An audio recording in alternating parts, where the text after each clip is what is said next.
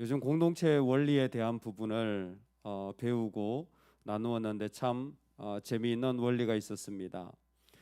세 가지 원리가 공동체를 이루게 하는데 같이 사역하는 동역의 원리, 그 다음에 우리는 멀리 있어도 보고 싶은 그래서 같이 있어야 되는 동존의 원리라는 거죠. 아무리 전화 통화를 많이 하고 영상 통화를 해도 같은 공간에 있는 것, 그게 어디든지 그게 진정한 가정이나 공동체의 모습이라는 겁니다. 그 첫 번째가 이제 동생의 원리인데 피의 원리라는 것이 있어요. 그러니까 모든 공동체는 궁극적으로 피로 맺어졌다라는 거예요. 그래서 하나님이 가정을 이루어 가시는 방법이 뭐냐면 이 피의 원리를 통하여서 가정을 이루어가고, 바로 교회 공동체는 예수 그리스도의 피를 통하여 가정이 흘러간다라는 겁니다. 거기에 나누는 이야기가 무엇이냐면 남편이 잠을 자다가 그 아내가 코를 골면 그렇게 성질을 내면서 잠을 깬다는 거죠. 남편이 잠을 자는데 아내가 코를 심하게 골아가지고 남편 잠을 깨워. 그러니까 뭐예요? 잠을 잘 때 코를 심하게 고는 자매들은 회개해야 됩니다. 그렇게 기분이 나쁘게 팍 상해가지고 잠을 깼는데 옆방에 보니까 아들이 코를 골고 있는 거예요. 근데 그 소리는 그렇게 아름답게 들린다는 거죠. 똑같은 코 고는 소리인데 그게 뭐냐? 피의 원리라는 거예요. 그래서 부인하고는 이혼을 해도 자식하고는 뭐 졸별, 졸혼 이런 게 없다라는 거예요. 왜? 피의 원리가 있기 때문에. 참 피의 원리라는 게 인간의 종족 번식의 중요한 원리라는 거예요. 이게 없었으면 부모가 자식들을 마음에 안 들 때마다 너 나하고 이혼해. 그러면 벌써 헤어졌을, 벌써 가정들이 안 이루어졌을 거라는 거예요.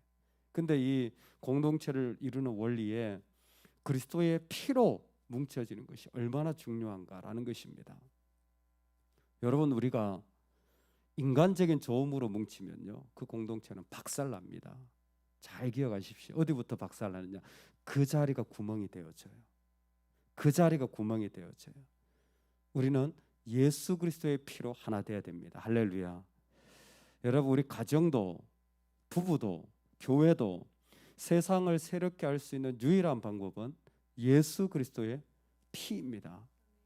그냥 하는 말이 아니라 예수 그리스도의 피로 하나 되지 않으면 모든 인간적인 자리는 다 허물어지게 될 수밖에 없다라는 것입니다. 오늘 19장에 등장하는 또 하나의 이야기가 나오는데 바로 에브라임의 그 레위 사람과 그리고 베들레헴의 첩 이야기가 등장을 하게 됩니다. 이 17장, 18장, 19장 계속 이어지는 이야기 속에 에브라임 단 이야기가 등장하죠. 단은 밑에 있다가 유다 지파 옆에 있다가 저 위로 도망가 버렸어요. 그래서 뭐예요?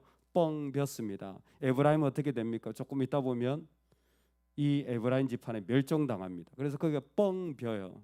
좀 큰 그림으로 보면 나 힘들어서 못해, 인간적인 마음으로 나 좋은 대로 할래 라고 했던 단 지파, 그리고 자 지파, 이 지파들은 여기에서 흔적도 없이 이제 사라지면서 어떤 결과가 일어나냐면 그곳이 구멍이 되어서 나중에 블레셋이 이스라엘을 침공할 때에 그 자리를 통하여서 계속 침공하는 일들을 경험하게 되어지는 것입니다.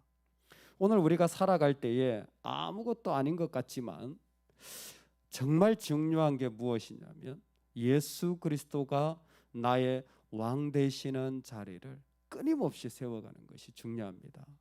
오늘도 주님의 다스림 아래에 있기를 간절히 축원합니다. 그분 앞에 엎드리고 그분 앞에 나의 모든 것을 내려놓고 그분으로 인하여 내 생각과 마음이 결정되는 것. 이스라엘에 왕이 없을 때에 라는 말씀으로 시작되는 것은 지금 이스라엘에 하나님의 백성들에게 예수 그리스도의 보혈로 하나 되지 못했을 때 무슨 일이 일어나는지를 말씀해 주는 것입니다.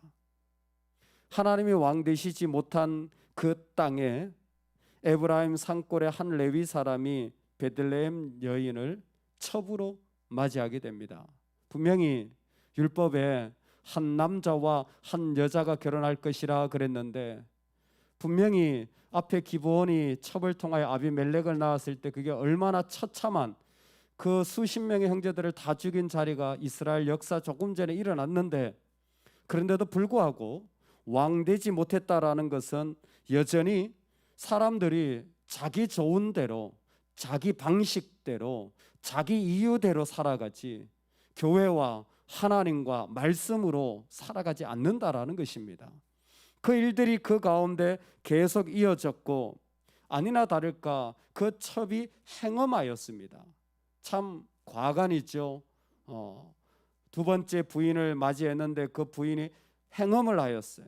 그래서 남편을 떠나서 자기 집으로 돌아갔습니다. 4개월 만에 남편이 그 부인을 찾으러 갑니다.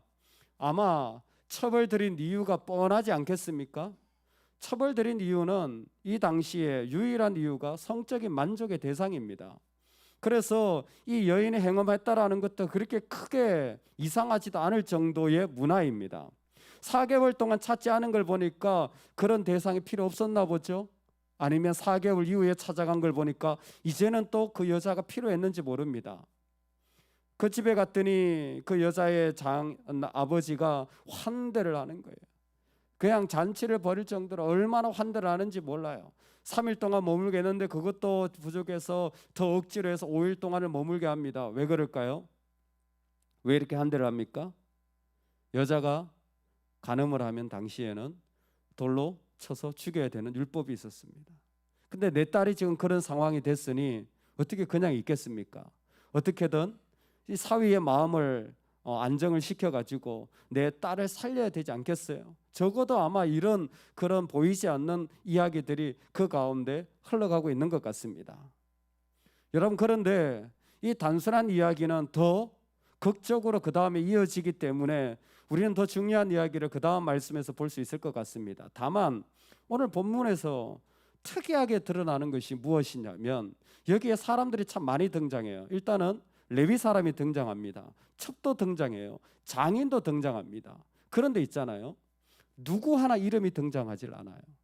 어떤 사람의 이름도 등장하지 않습니다. 특별히 여기에 이 여인은 거의 물건에 가깝습니다. 자기 의사와는 상관없이 아버지와 그리고 남편이 결정하는 대로 가거나 말거나 있거나 죽거나가 결정되어지는 상황에 있다라는 겁니다. 언제? 이스라엘에 왕이 없을 때 세상은 이렇게 된다라는 겁니다. 내가 하나님의 통치를 받지 못했을 때, 내가 하나님의 다스림을 받지 못했을 때 그냥 하나님 없는 게 아니에요. 내가 하나님의 다스림을 받지 못했을 때 세상은 이름 없는 존재가 되고, 세상은 이름을 잃어버렸을 뿐만이 아니라 그 땅에서 비극적인 이야기들이 흘러나오는 자리가 되어지는 것이 하나님이 왕되지 못했을 때라는 겁니다. 피트럽이라는 학자가 이렇게 설명했습니다. 이름도 없고 말도 없고 힘도 없습니다. 사로잡히고 배반당하고 능욕당하고 고문당하고 살해당하고 몸이 찢기고 그 몸이 흩어집니다. 언제? 하나님의 다스림이 일어나지 않을 때. 우리의 육체적인 일들이 그렇게 일어나지 않을 수도 있겠지만 우리 영적인 사람들이 어떻게 됩니까? 그 가운데 사로잡히고 배반당하고 찢기고 그리고 흩어지고 고문당하고 살해당하는 일들이 내가 하나님의 다스림을 받지 못할 때 일어나는 아픔의 일들이라는 것입니다. 여러분, 그러므로 오늘 우리가 하나님 앞에 나아갈 때에 이것은 단순히 그냥 작은 그림이 아닙니다.